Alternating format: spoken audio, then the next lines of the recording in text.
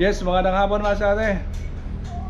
Sa mga kalisate dyan na palagi na subaybay sa aking YouTube channel Masate, thank you sa inyong walang sawang support. Sa hindi nakasubscribe dyan Masate, please pakisubscribe ng Masate para naman yung maangat yung ano natin channel. Yung nag-view dyan, sana makasubscribe kayo Masate. Subscribe lang, kailangan Masate para naman ma-monetize yung ang bagong channel natin. Yung gagawin ko Masate, magawa ako ng fitting sa ano natin sa mga watering system doon sa garden.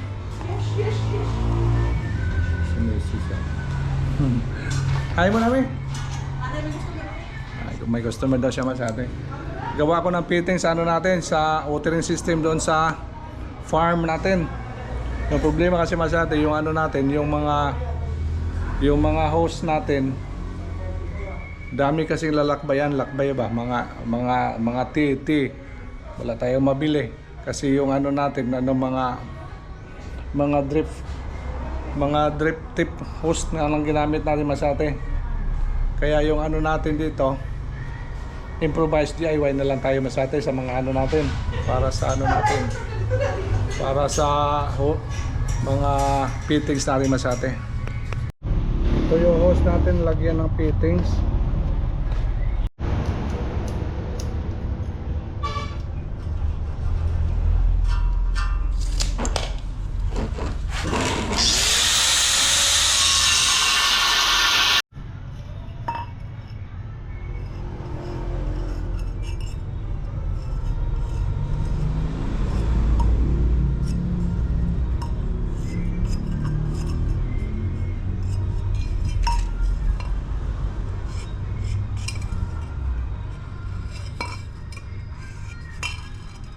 Sana natin.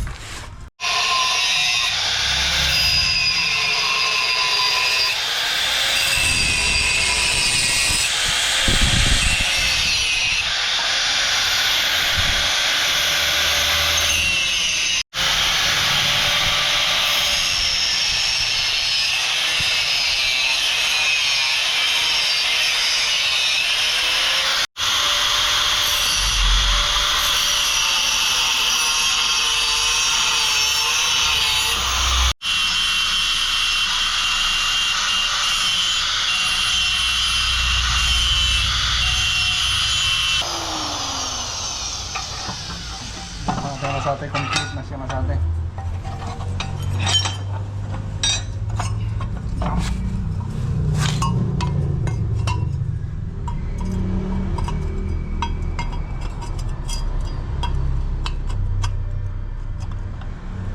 Wow, ayos na Masate ah. Welding na lang Masate ah. Fit na siya.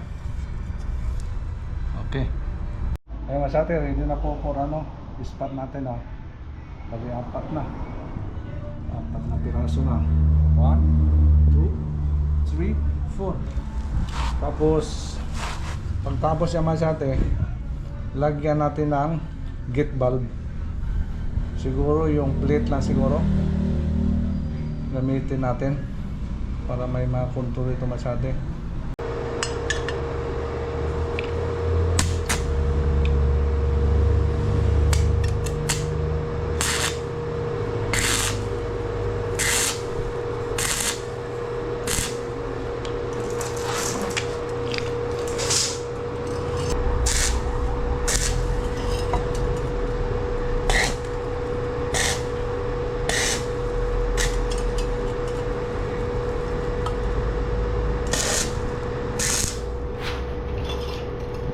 Kaya Masate, na-export na natin.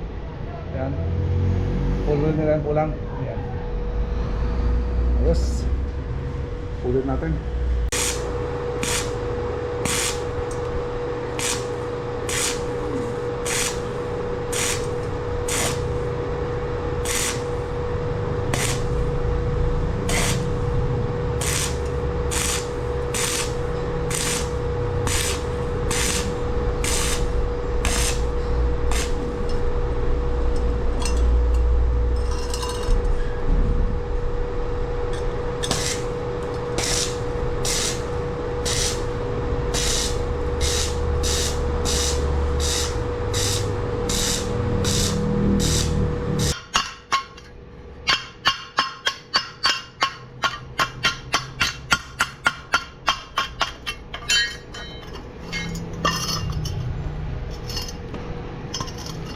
Makapasa ba?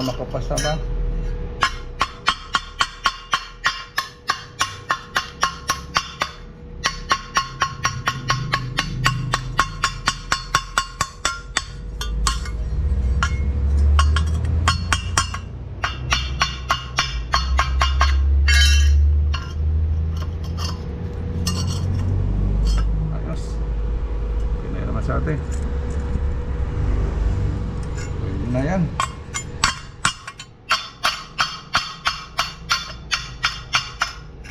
Ano lang kasi ito sa garden. Ito po yung gagawin natin mas atin, yung plate na yung magsuswing sa ilalim. Stainless po ito. Ito yung available. Kahit manipis ito, pero matibay ito man sa atin kay stainless. Ito po yung ano natin. Ito yung ano kasya dito sa ano, butas. Bali, 4 itong piraso.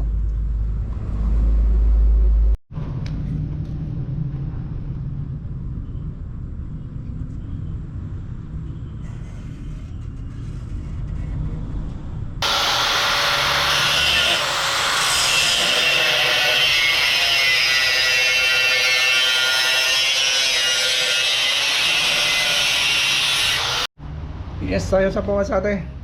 Yung gagawin natin dito, ito yung available natin bolt. Yung plate natin, lagyan natin sa loob. Tapos butasan natin to, tagos sa kabila. Both sides may nut mas ate. Yung bolt gamitin natin kasi may thread. Para pag ikot natin, medyo matigas mas ate kasi yung thread. Yung plate, patama dito sa kabilaan, kantuhan. Kung higpit na naman, yan, patama din.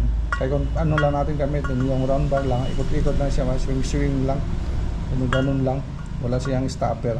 Mas maganda yung lagyan natin ng nut. Butasan natin.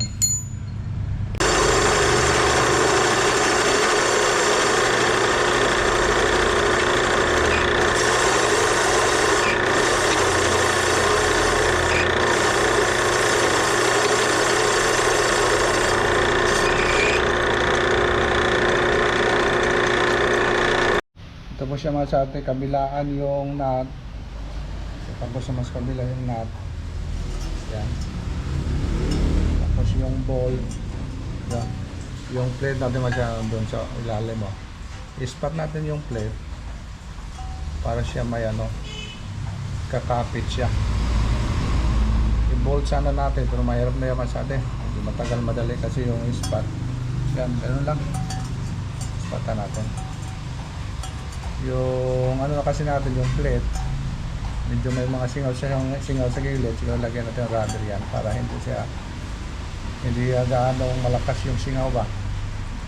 Pero okay naman sa atin kasi ano lang to, sa watering system na natin sa garden, okay lang yun siguro yan.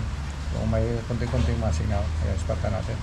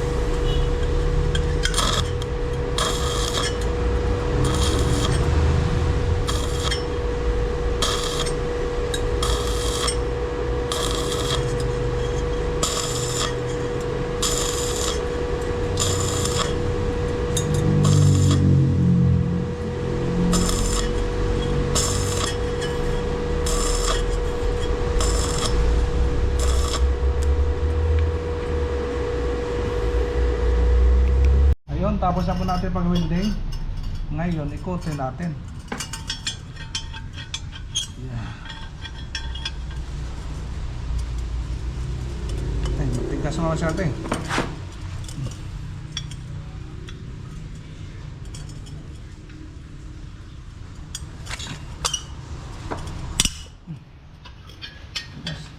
Kasi yung ano, daming sabit ba? Yan. Ayos na. Palambutin na lang po natin to. Yan. Kailangan matigas siya. May tigas pero maano na siya, lambot na siya masati. Kung may handle na dito, lagyan natin ng handle. Kaya kung round bar ito, ikot lang, true and true ba yung ikot niya. Kaya yung nilagay ko, lagyan ng ano siya, bolt. Ayos na bukas na siya. Yan ang open. Close natin. Close natin, close. Yan, ito na. Ayos na, close na siya masate. May konting singaw. Hindi kasi masyadong circle to masate kasi ano to, mga damage lang ito yung ginawa natin. Yan. Kaya may konting singaw. Ayan bukas. Yan, bukas na yan. So, tagos na yung tubig. Close naman natin. Doon tayo sa ibang kabilang area ng mga paawas. Yan, ayos na masate. Yan, lagyan na lang natin to ng handle. Putulin natin dito. Handle natin.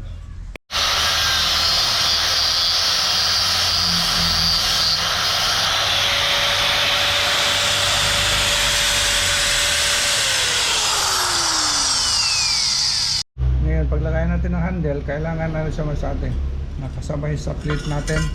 Ito, kung naka-close to, talagang gano'n natin. Yan. Para pag ikot yan, yun ang pagpaawas.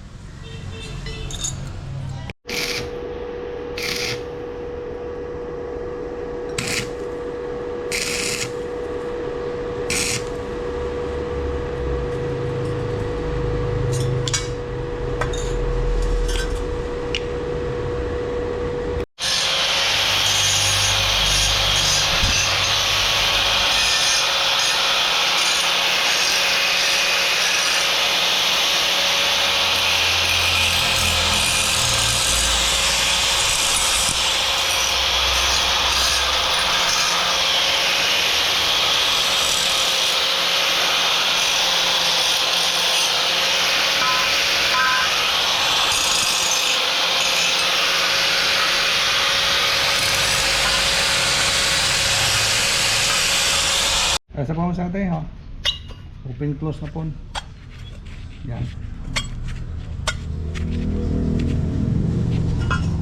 Bukas na siya. Bukas naman natin. Yan lang. Kaya ganun dito mas atin. Yan lang mga abangan natin. Pareho lang ito. Anong ginawa natin dito, pwede din dito sa kabila. Para may control yung natin. Yung ito kasi yung supply.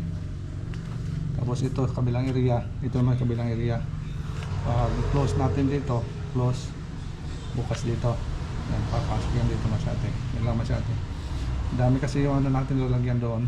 Tapos ipakita ko sa inyo masyate pagkabit dito doon kung saan patungo yung mga tubig natin. Okay na masyate, na pinturahan na po natin ng epoxy primer. Bali dalawa yung T natin na double control. Tapos dalawa din T na walang control, tapos ito yung elbow. Kaya masate, ibahan ko na lang pag-vlog masate yung ito pagkabit doon sa mismo sa site. Medyo mahaba na masate. See you next time na masate. I-update ko ito pagkabit ito. Bagong pintura pa po yan. Medyo madikit pa. At least ready na po ito.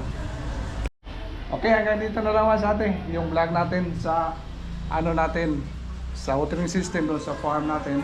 Bale DIY lang naman sa atin yung natin, mga gate bulb na 3 inches na GI5. So screw mo natin na nagamit na sa atin, nakukuha yan. Kaya thank you so much for watching. See you next update dito sa atin pagkapit natin nun. Bye bye. Sa hindi pa nakasubscribe dyan, pag-subscribe naman para lumko ng channel natin sa atin. Thank you, bye bye.